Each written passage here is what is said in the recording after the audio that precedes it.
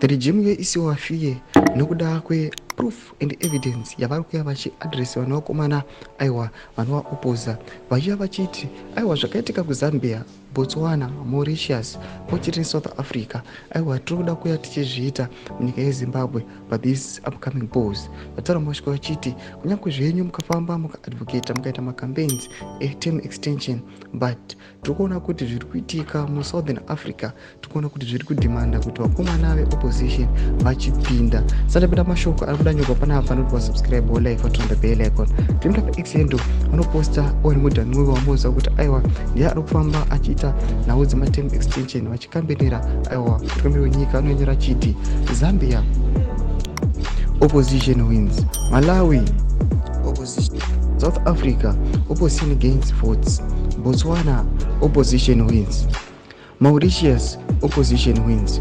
And you think that you are the only one who will stay in power, offering nothing to 16 million people.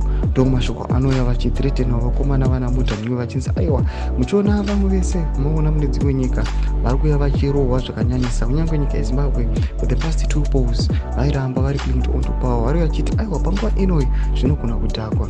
Noda kuti tiri kuona kuti maSouthern African leaders vari kunyatsokuona chokwadi kuti aiwa vakomana vastay onto power havachadi kamwe, vava kustepa down vachiti aiwa ike zvino it is their time to leave. Tudze mafunguro enyu muri kudipa pamusoro pemashoko aubvina kumisection medu. Musana subscribe or like and turn on the bell icon.